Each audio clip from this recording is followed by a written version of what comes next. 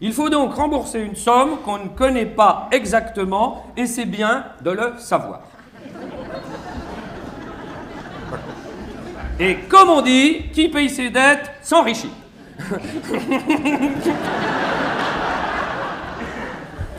Je ne connais pas le nom du con qu'a inventé ce proverbe débile. Non, qui paye ses dettes devient moins riche. Demandez à Google et McDo. Merci Jean-Rémy. Eh bien, oui, effectivement, bon, je suis en Alsace, et l'Alsace, comme vous le savez, est le pays où il y avait autrefois la fête des fous. Sébastien Brandt, le Strasbourgeois, a écrit un livre qui a eu un énorme succès au cours de la Renaissance, qui s'appelait La Nef des Fous. Et à l'époque, il y avait tous les ans une fête des fous, et qui élisait, les fous élisaient leur roi, et pendant quelques jours, c'était les fous qui gouvernaient.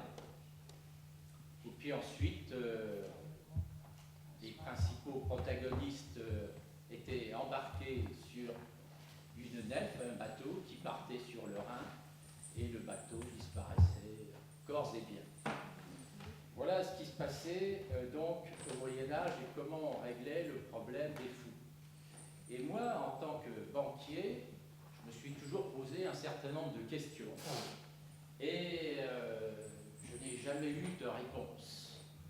Pourquoi? Eh bien parce qu'il règne dans la finance un certain nombre de non-dits ou de questions qu'il vaut mieux ne pas poser. Par exemple, qu'est-ce que l'argent? Eh bien, si vous lisez tous les traités d'économie, qui se prétend être une science, eh bien, il n'y a pas de définition. Aucun livre d'économie ne donne de définition, sauf les économistes dits hétérodoxes. Et nous allons voir en gros ce qu'ils disent.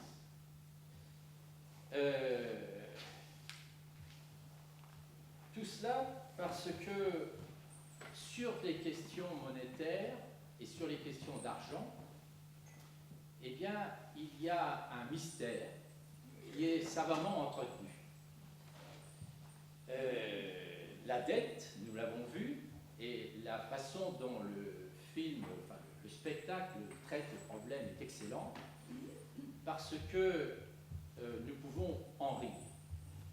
En réalité, la dette pose un problème grave, pas tellement parce que nous allons la transmettre à nos enfants, mais parce que le principal de la dette, outre ce qu'a dit l'artiste sur des remises accordées donc aux plus riches, les cadeaux fiscaux, eh bien, le principal de notre dette d'aujourd'hui, 2100 milliards, eh bien, il est composé d'intérêts. Si on refait les calculs, parce que cette dette, elle est partie de, en gros, 1973, que vous connaissez, date à laquelle on a pris un certain nombre de décisions en France, mais pas seulement en France, en toute l'Europe. Eh bien, si l'on reprend les calculs, eh bien, on trouve que sur les 2100 milliards de dettes que nous avons, il y a 1650 milliards qui sont constitués d'intérêts. L'intérêt de la dette. La dette génère tous les ans de l'intérêt, c'est de l'intérêt qui est composé. Tous les ans, l'intérêt est composé. Ce qui fait que si l'on fait la différence, en réalité, nous avons 2100 milliards moins 1650, c'est-à-dire 450 milliards de dettes vraiment qui a été empruntée pour investir quelque part dans ce que l'on vous vous a expliqué. Et peut-être même que cette dette serait beaucoup moins importante parce que si peu d'argent consacré au service de la dette, vous comprenez que la politique économique aurait été différente et que sans cette ponction permanente on nous a dit, 50 milliards par an, juste pour le service des intérêts. Donc, il y a un gros problème, c'est le problème de l'intérêt.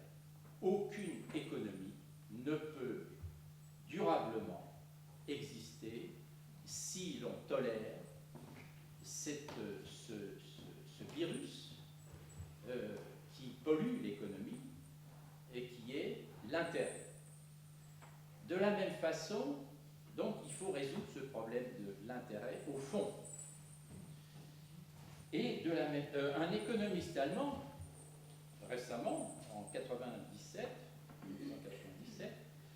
a calculé que la pratique des intérêts dans l'économie, intérêts qui se trouvent inclus dans tous les prix des biens et services que nous achetons, eh bien, ça a pour effet de renchérir le coût de la vie de 67% des ménages allemands. Bon, pour nous, ça doit être à peu près du même ordre. Si les intérêts n'existaient pas, eh bien, nous payerions 67% moins cher tout ce que nous échangeons. Donc, un jour ou l'autre, ce problème devra être résolu. Si la France a 2100 milliards de dollars, eh bien, il faut savoir que les États-Unis, première dette mondiale, c'est 18 300 milliards. 18 300 milliards, soit, et plus que ça, parce que c'est 18 300 milliards seulement pour l'État fédéral. Mais il faut y ajouter, comme c'est une fédération, les dettes publiques de tous les États fédérés.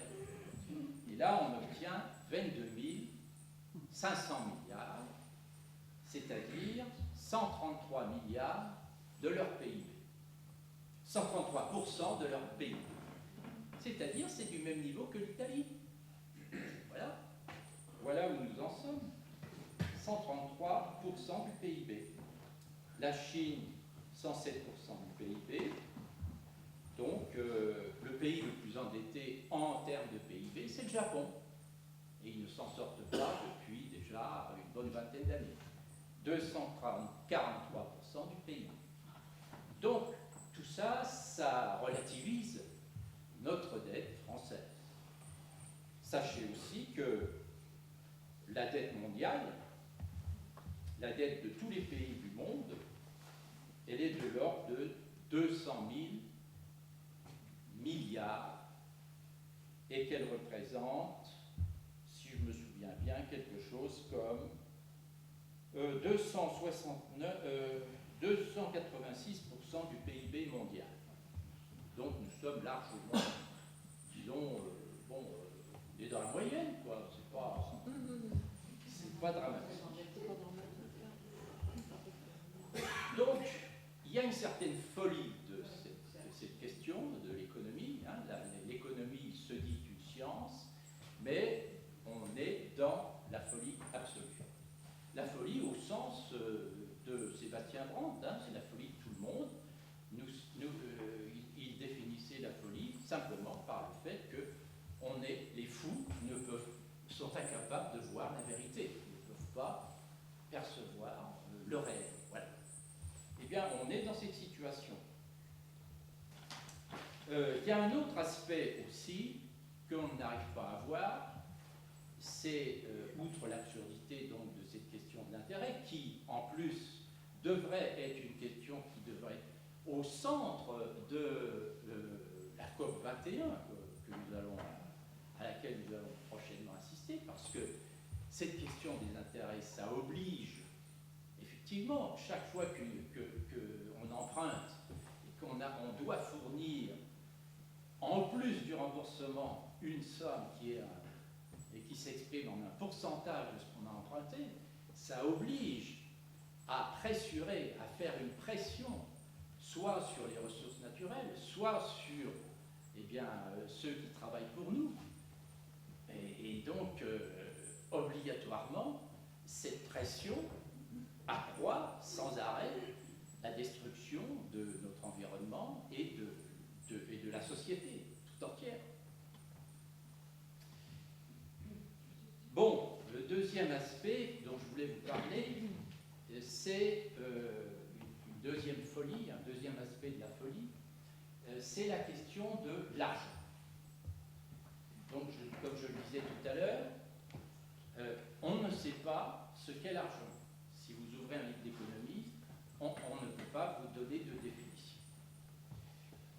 La seule définition que j'ai trouvée, c'est dans plusieurs livres d'anti-économie. Et on nous dit, là, la monnaie est l'ensemble des signes symboliques convenus au sein d'une société pour y représenter les valeurs d'échange. C'est une définition correcte, mais cependant, elle est incomplète. Parce que, quand on dit que ce sont des signes symboliques, ça nous reporte à une époque, il y a 5-6 000 ans, à Sumer par exemple, où effectivement la monnaie c'était des signes symboliques. C'est-à-dire, nous avions comme monnaie du temps. Ça peut être une journée, ça peut être un an de travail. Il y avait aussi les poids de métal, du bronze au poids. Et puis il y avait aussi les céréales, un certain volume de céréales, orge en général. Voilà ce que c'était la monnaie à l'époque.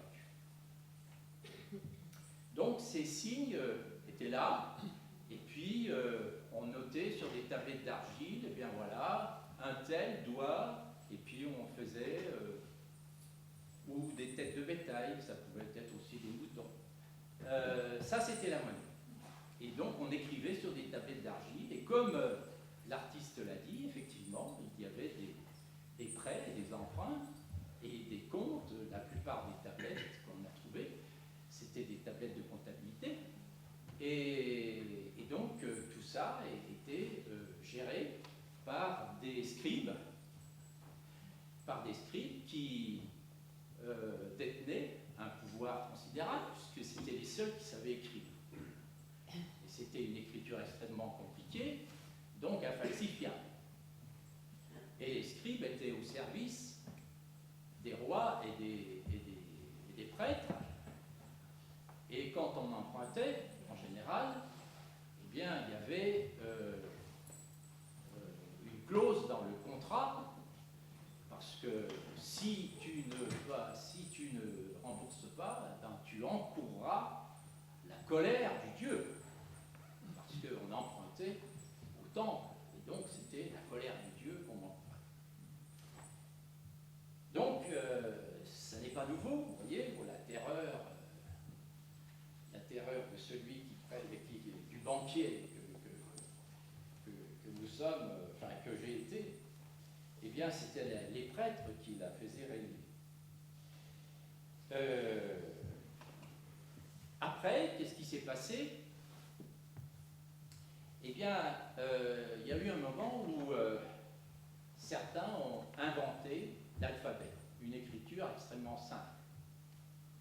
Et là, le rôle des scribes devenait inutile.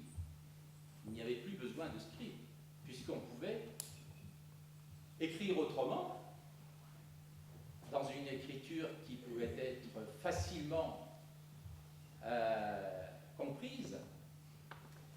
Et donc, il a fallu trouver un autre système. Et c'est pourquoi les pièces, donc, on a inventé donc, des pièces de monnaie. C'est Crésus, paraît-il, qui a inventé les pièces de monnaie. En l'an au VIe siècle avant notre ère. Et à partir de ce moment-là, on veut nous faire croire que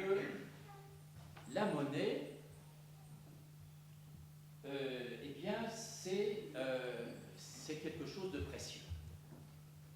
Hein. Puisque les premières pièces, elles étaient façonnées, elles étaient frappées sur de l'or, puisque le Pactole, en Lydie, était un fleuve qui charriait beaucoup de pépites d'or, et c'est grâce à l'or du Pactole que les premières pièces ont été frappées. Et en Grèce, à Delphes, on disait que Midas ou Crésus, enfin les rois de Lydie, étaient les rois les plus riches du monde. Pourquoi le disaient-ils? Ben, tout simplement parce qu'ils avaient inventé la monnaie moderne, enfin la monnaie frappée, et que, justement, ils faisaient circuler des pièces qui étaient acceptées pour une valeur bien supérieure à la valeur du métal qu'elles contenaient. C'est pourquoi, effectivement, ils pouvaient s'acheter pratiquement tout ce qu'ils voulaient, puisque le coût de revient des pièces était largement inférieur au métal et au travail qui était contenu. Donc, dès le départ, la monnaie n'a jamais été réduite à une valeur, je veux dire une valeur certaine, puisque il y avait ce qu'on appelait, en faveur de l'émetteur, un seigneuriage. C'est le terme consacré. Aujourd'hui, que se passe-t-il quand on crée de la monnaie? Eh bien, on crée de la monnaie à partir de rien. Il n'y a même plus de métal. Et pourtant, on considère que c'est le marché qui régule la monnaie. Comment se fait-il que quelque chose qu'on peut créer à l'infini, à partir de rien, puisse être considéré comme une marchandise? Voilà ce que croient les banquiers. Voilà ce qu'ils imposent. Voilà pourquoi ils sont fous. Et ça, c'est un gros morceau. Et ça, c'est quelque chose qu'il faut bien comprendre. Hein?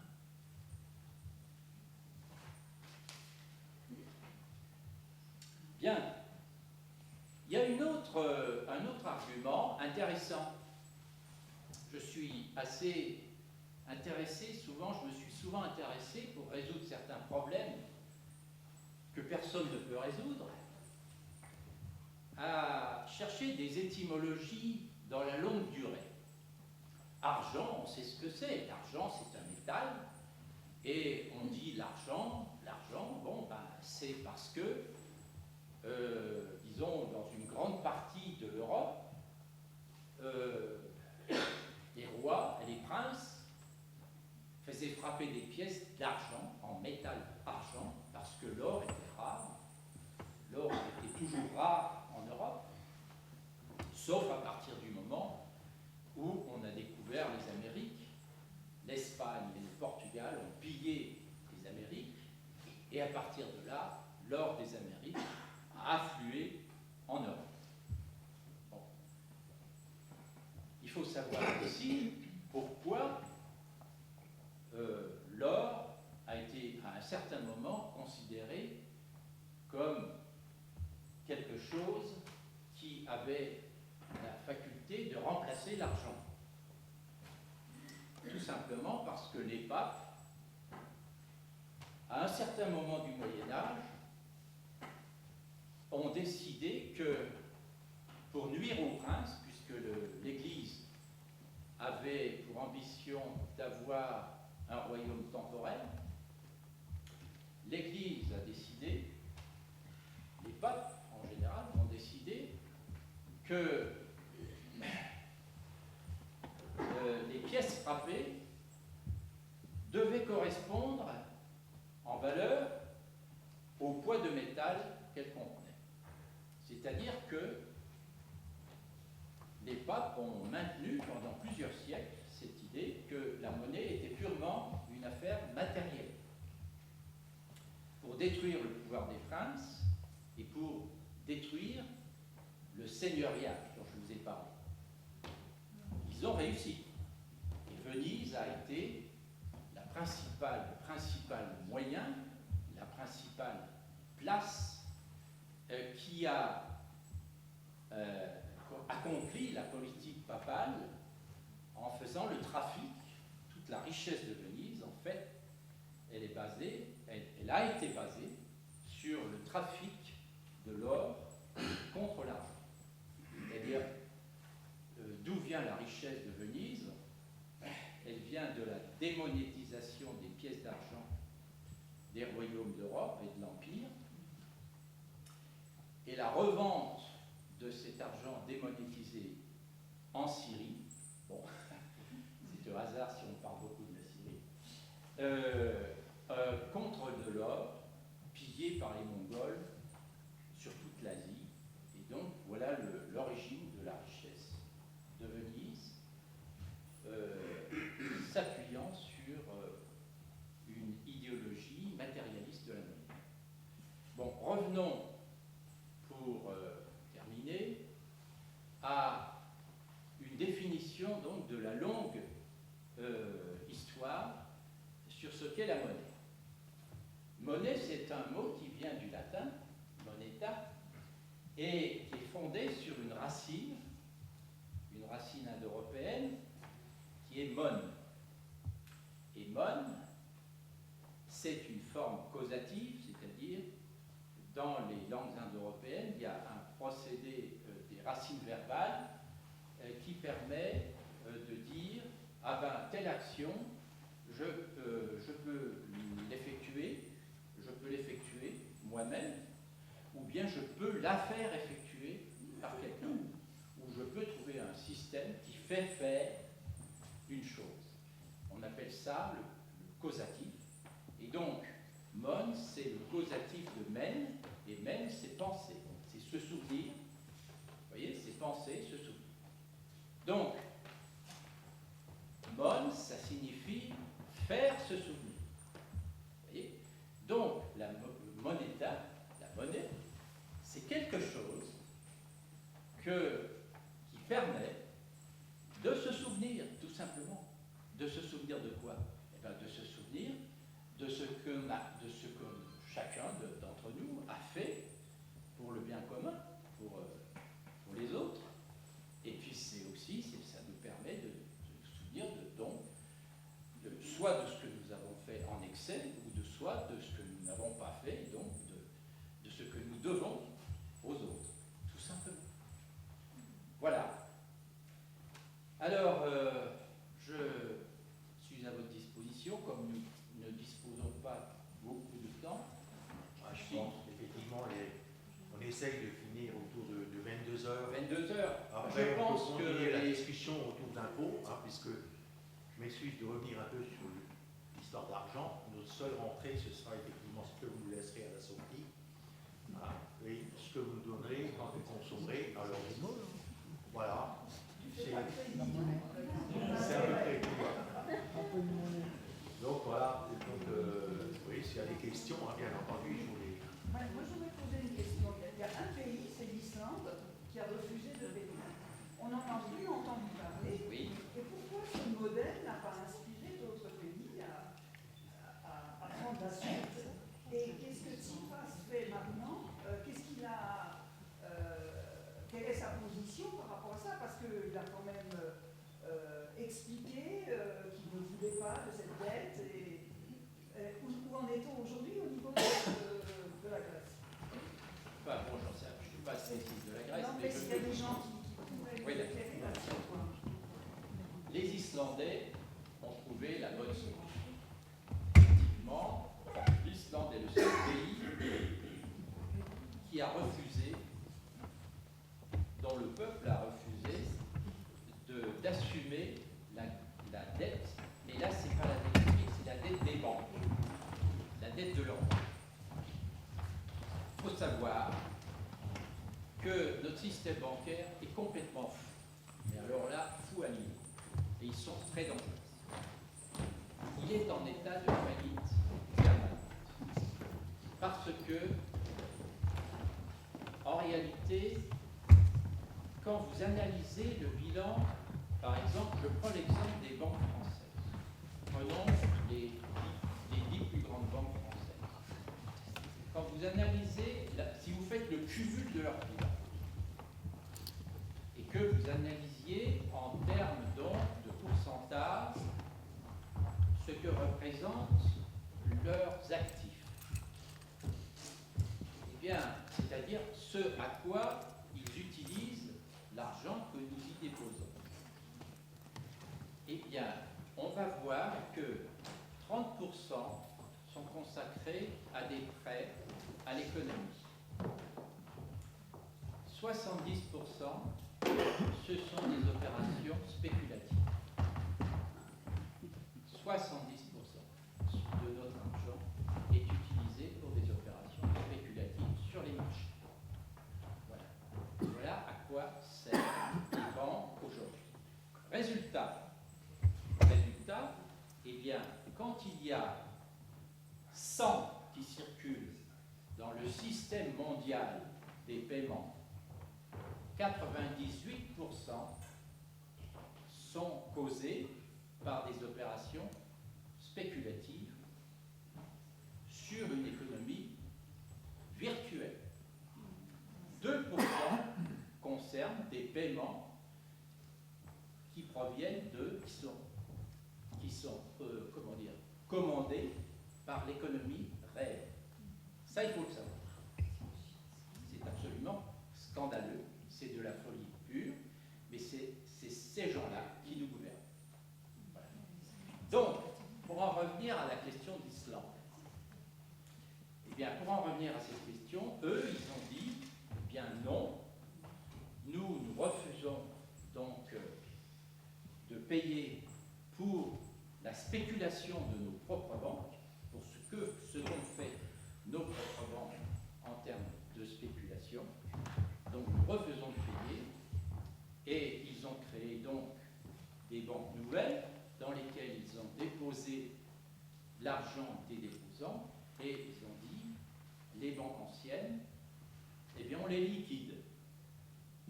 Donc ils ont fait des liquidations des banques. Et ils ont mis certains banquiers en prison. Voilà ce que nous aurions dû faire, bien entendu. Bon. Alors, la situation, rassurez-vous, va se représenter, bien entendu. Il y aura à nouveau une crise, mais alors ça va être, à chaque fois c'est toujours plus fort, puisqu'on ne comprend pas, c'est toujours plus fort. Actuellement, qu'est-ce qu'on constate? On constate que les bourses sont montées à des niveaux qu'elles n'ont jamais atteints, même avant 2008. Wall Street est largement au-dessus, le CAC 40 est largement au-dessus du niveau qu'il avait atteint en 2008. Donc, en plus, qu'est-ce qu'on constate aussi? Eh bien, on constate que l'inflation, ce qu'on lui dit être l'inflation, est extrêmement bas. Ça veut dire qu'en économie réelle, on est presque en déflation, mais en économie virtuelle, on a une inflation incroyable, fantastique. D'où vient cet argent? Cet argent vient des banques centrales, puisqu'elles prêtent à 0% aux banques. Elles prêtent à 0% aux banques, qui utilisent ces excès de liquidité dont elles ne savent que faire pour faire monter tous les actifs, les immeubles, les titres, les actions.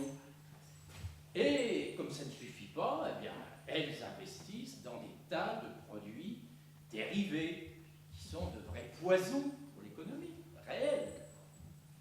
Voilà où nous en sommes. Donc, ce qu'il faudrait faire, effectivement, c'est ce que beaucoup de partis demandent, c'est-à-dire la séparation, revenir à une situation antérieure qui était la séparation des banques de dépôt et des banques de marché, des banques d'investissement.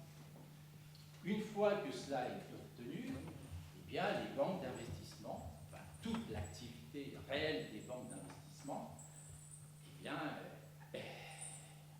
ils seront obligés de constater leur faillite, et c'est tout. Mais cette proposition a été faite par M. Barnier, qu'on ne peut pas dire que c'est quelqu'un de gauche, mais il l'a faite à la Commission européenne. Oui, mais ça Et ça n'a n'a pas passé. si, on a eu une loi, on a eu, Pichat qui est sorti. voilà, on a eu un semblant, mais absolument pas la véritable séparation des banques de dépôt et des banques de marché. On a d'autres questions, Joseph? Je ne sais pas, sur Internet circulait une information comme quoi au niveau de structures européennes, une décision récente, par exemple, je prends une hypothèse, je suis un citoyen, j'ai 20 000 euros d'économie. En cas de clash de ma banque, il y avait un certain montant qui était garanti de l'épargne. Et il semblerait que maintenant, ils aient le droit de taper dans cette épargne pour se couvrir. Oui. C'est tout nouveau. C'est C'est tout bien nouveau. voté par le marmouin de européen. Oui, ça a même été voté en France. Ah ben voilà, c'est honteux. C'est passé il y a... Bon, je n'ai pas suivi de cela de très près, puisque je suis retraité maintenant, mais je sais que c'est passé en France. C'est-à-dire qu'à la prochaine crise qui va venir et qui aura lieu, soyez-en certains, eh bien, pour résoudre cette crise, non seulement l'État va encore y mettre au pot, mais en plus, on pourra ponctionner vos dépôts, une certaine partie de vos dépôts, pour renflouer les banques. Voilà.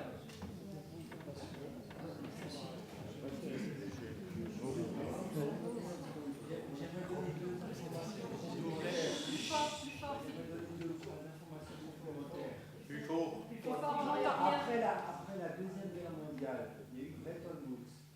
Et à Bretton Woods, on avait mis en place une règle d'équivalence pour les monnaies par rapport à leur valeur, aux échanges et à leur valeur internationale. Et cette règle, c'était qu'il fallait qu'il y ait une correspondance or. Or, cette règle a été mise en cause et définitivement abandonnée début des années 70 par Richard Nixon. Oui. Décision arbitraire. Et je vous rappelle que Richard Nixon n'a pas fini son mandat.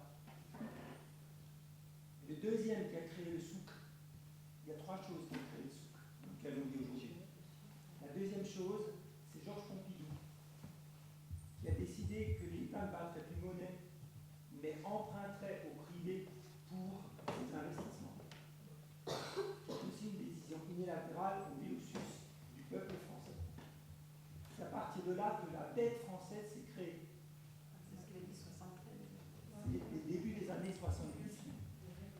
Au même moment, on a créé une fausse crise qui s'est appelée la crise du pétrole, qui était essentiellement remonter le prix du pétrole pour pouvoir, chercher le pétrole sous la mer, qui était 6 fois plus cher que le pétrole dans les pays du Moyen-Orient. Et là, on revient à la crise actuelle du Moyen-Orient. On a créé ce que tout le monde a entendu à l'époque, les pétrodollars. Ils se sont retrouvés avec plein d'argent du jour au lendemain. Et ils ont demandé, parce que dans leurs règles musulmanes, ils n'ont pas le droit de faire de leur intérêt, ils ont demandé à l'ensemble des banques privées occidentales, anglaises, américaines, moins européennes, de placer leur argent. Ils l'ont placé dans les pays émergents, c'est le seul endroit où on pouvait le placer à l'époque. Et la première crise financière, elle a eu lieu en 1977. C'est pas d'aujourd'hui. 2008, c'est la Xème. Oui, oui. La première, c'était en 1977. Et en 1977, on a fait la plus grande des escroqueries. Et je termine, l'escroquerie, ça a été justement d'éponger la dette en créant une bourse négative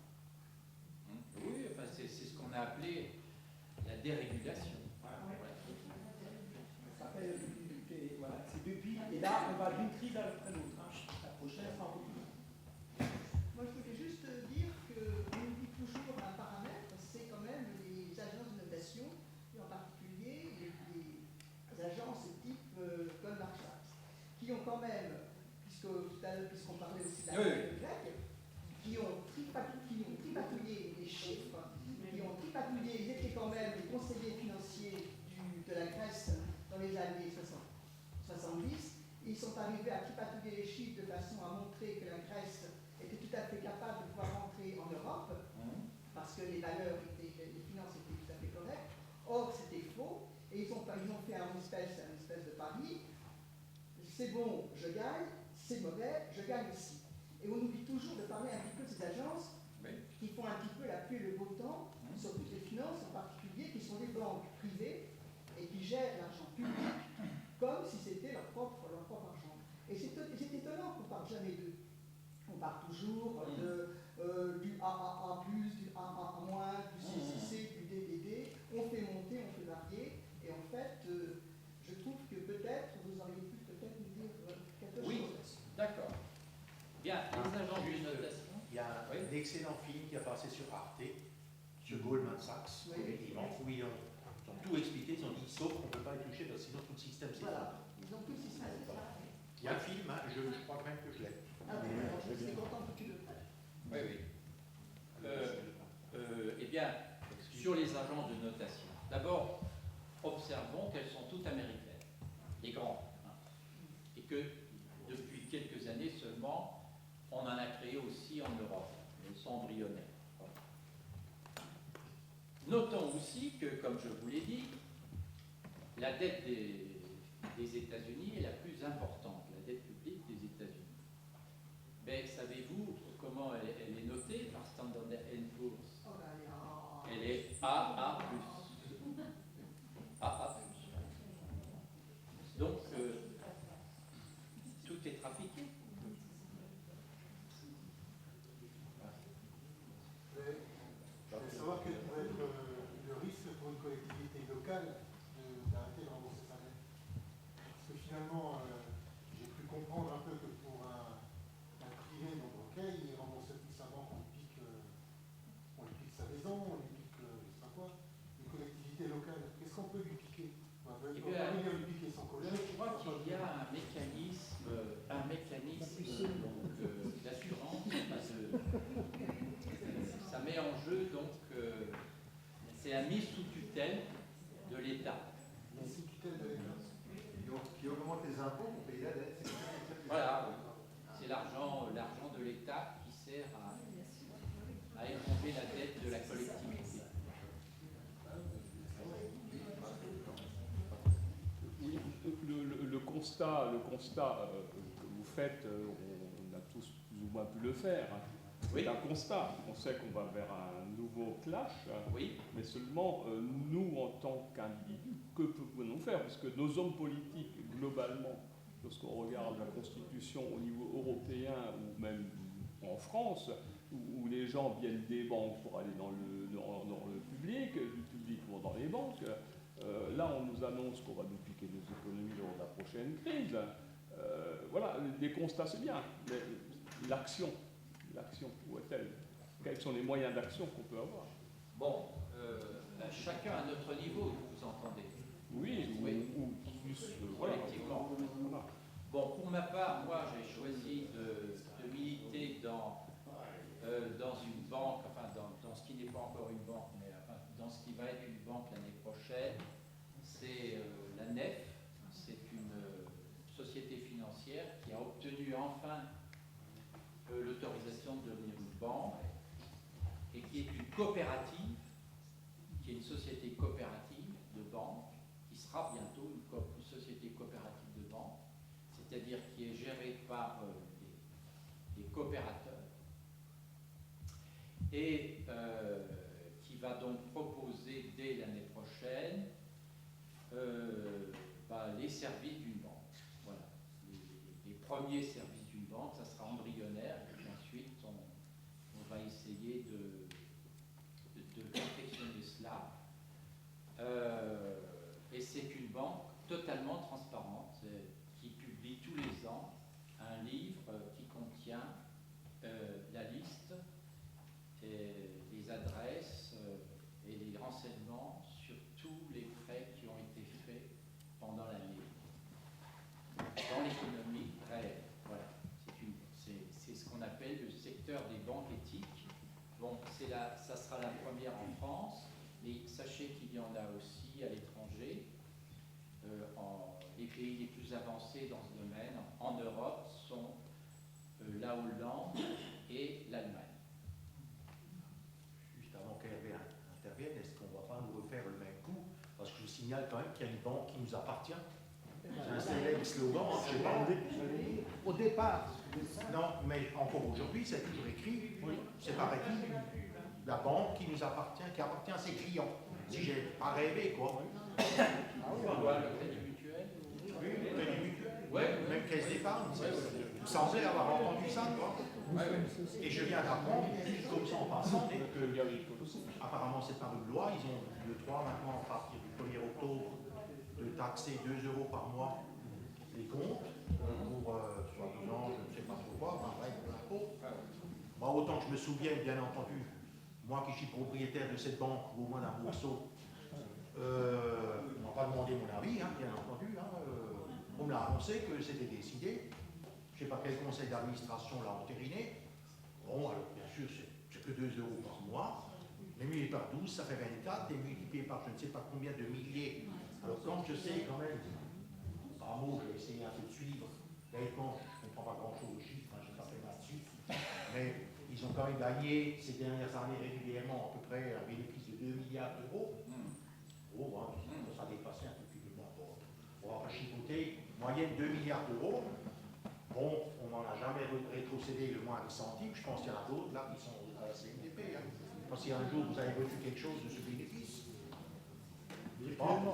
Bref, juste comme ça, hein, on pourrait un jour s'interroger, quoi. Et puis il y a une assemblée générale où jamais, naturellement, jamais personne pose ce genre de questions bêtes. je ne suis pas tout à fait d'accord, Daniel. Parce que les parts B, c'est voté par l'Assemblée. Les parts B, c'est une rémunération supérieure à la rémunération traditionnelle. Donc c'est une forme de redistribution. Non, appelons un chat un chat. Ceux qui ont des parts B, c'est tant mieux pour eux, mais ceux qui n'ont rien, et c'est aussi leur argent. Hein, eux, ils sont coupés jusqu'au bout. Quoi. Donc Hervé... je voudrais finir de répondre à la question. Bon, alors ça, c'est quelque chose que nous pouvons tous faire, enfin, que nous pourrons tous faire, c'est-à-dire aller dans le secteur des banques éthiques, qui vont apparaître, qui existent déjà en Europe, hein, et qui vont apparaître aussi en France.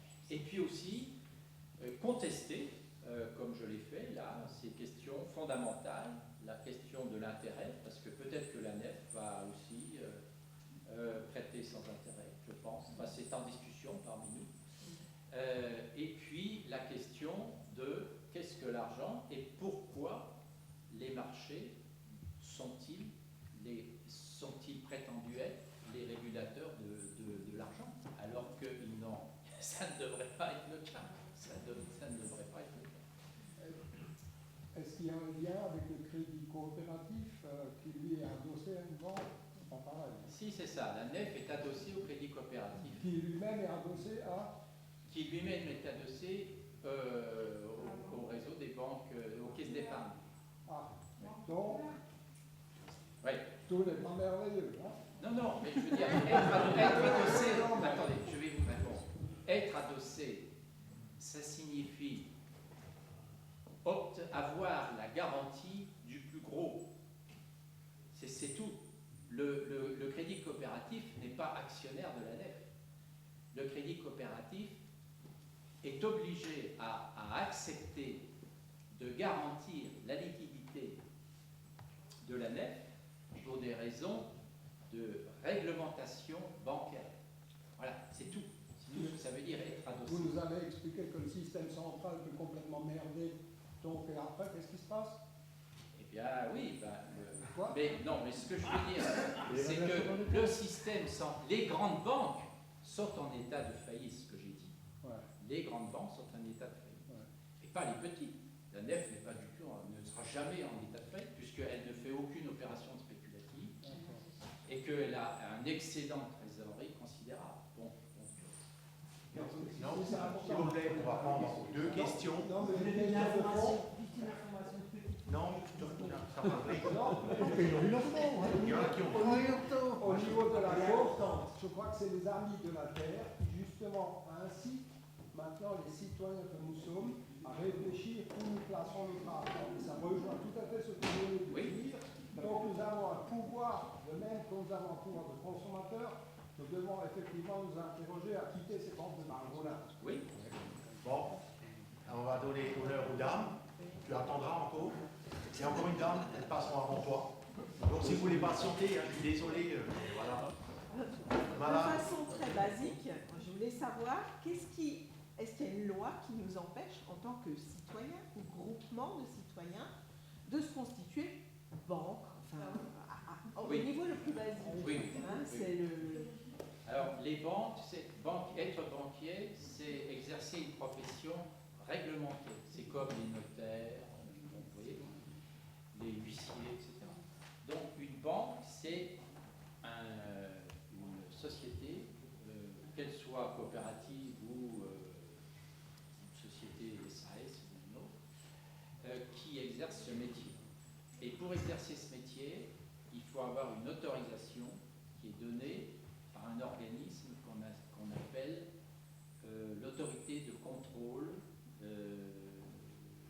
l'ACPR, l'autorité, enfin c'est une autorité qui dépend de la Banque de France. Voilà.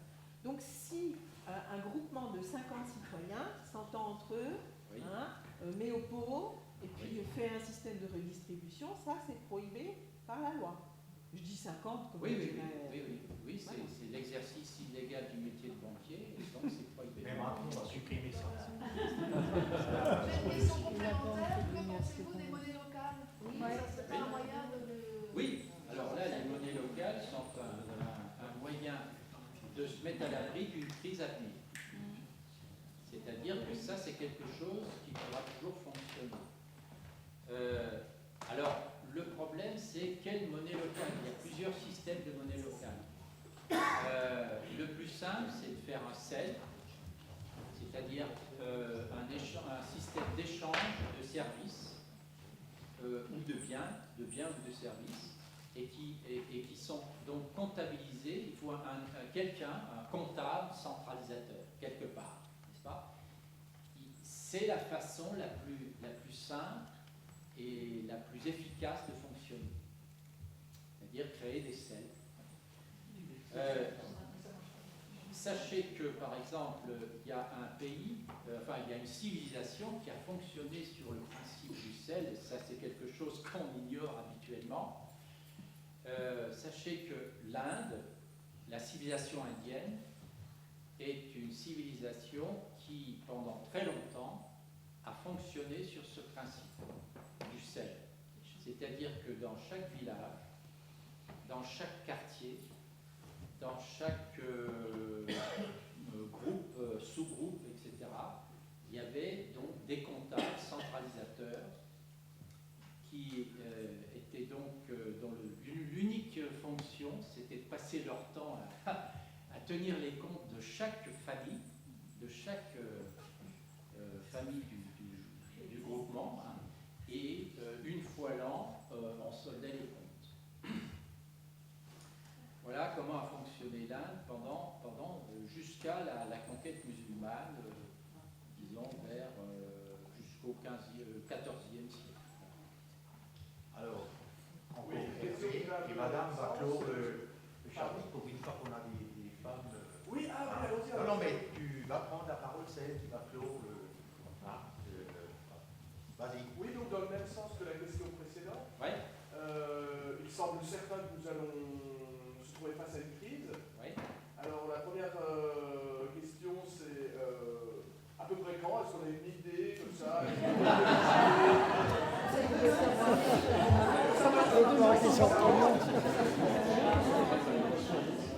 y a une périodicité comme ça, une sorte de cycle comme ça, régulier? Non, il n'y a pas de cycle. Ça aurait pu être l'année ci.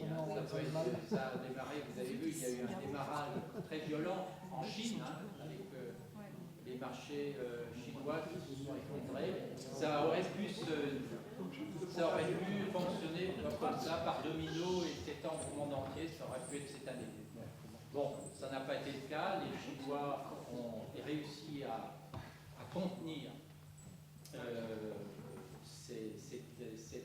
l'effondrement de leur bulle à l'intérieur de leurs frontières, et il y a bien d'autres bulles qui vont exploser. Et donc la deuxième partie de la question, c'est quels sont les moyens pour quelqu'un qui n'a grosso modo rien en épargne, juste de quoi faire bouillir la marge entière, le meilleur moyen d'encaisser le coup quand ça viendra. Moi, ce que je peux vous recommander, c'est de ne pas avoir beaucoup d'économies en banque, d'emprunter et puis d'acheter des biens réels. Voilà. De se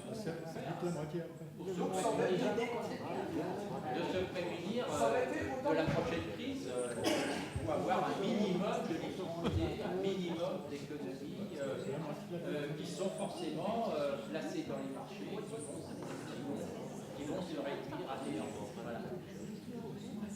Voilà. C'était ma question, parce que je disais ce que j'ai bien compris, c'est pas que j'ai d'économie, ça tombe bien. Par contre, est-ce que j'ai intérêt à avoir des dettes? Donc tu as répondu. Oui. On a intérêt à avoir des dettes. Oui. Et tu dis acheter des biens. Mais je ne sais pas si vous avez essayé, c'est de plus en plus difficile. Donc c'est que la crise approche. Oui. C'est un indice. Non, mais les dettes et les biens réels, ça ne va pas ensemble. Hein. C'est un ou l'autre, mais pas les deux. Non, mais les Mais dettes. non, vous avez des dettes à la banque. Vous Vous avez des dettes à la banque qui financent des biens réels. Mais on ne peut pas besoin des biens réels. Si vous voulez prendre des biens réels. Si les banques vont mal, vous ne risquez pas grand-chose. Vous ne risquez que vous ne perdez rien. Vous avez vos biens réels qui vont encore prendre de la valeur. Vous aurez toujours une dette à la banque. Mais bon, la banque ayant fait, si la banque va mal, elle va même disparaître. Alors. Bon, j'espère qu'on a formé une armée d'économistes ce soir.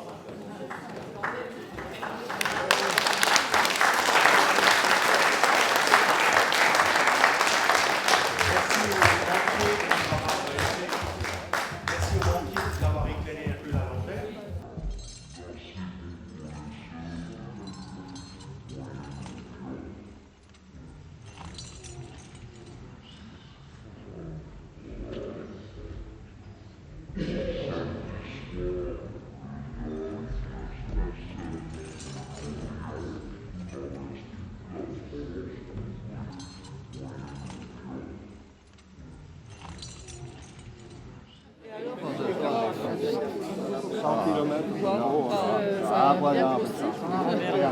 Plus que ça, automatiquement.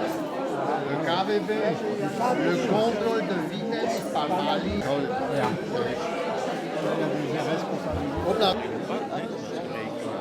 Pour ça, je pense aussi. Et ça a donné une merveille explosive, mais une merveille quand même. Ouais. C'est un peu un cidre corse, si tu veux. Un cidre corse d'Alsace. Ça, c'est que tu vas emmener en Bretagne. Je pensais que ça l'arrêterait la caméra, mais au contraire, hein, c'est donner un regain de vigueur. Ah oui, oui, ouais, j'adore me donner en spectacle.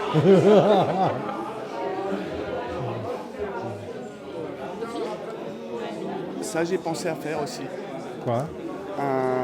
Une sorte de reportage pour donner envie aux gens de rejoindre le collectif organisateur, comme ça, je sais pas, pour voilà le moment où on brasse, le moment où on cueille les pommes, le moment où on fait les réunions, on boit un coup, tout ça, le moment où on s'engueule, parce qu'il y a des gens qui aiment s'engueuler.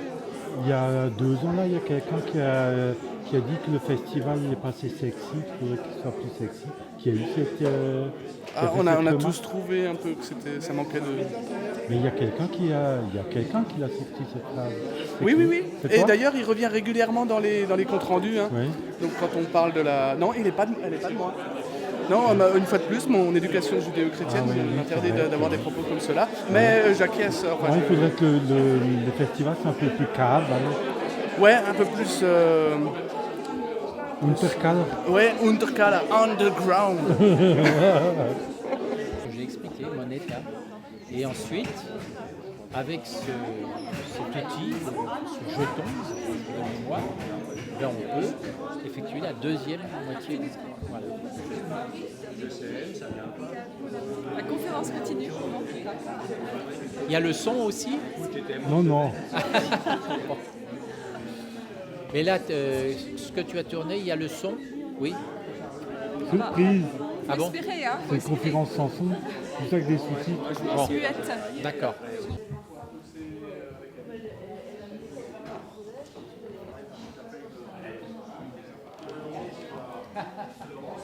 C'est ça le génie. Je vais payer en scène. Je vais payer en scène. Je suis dans un scène.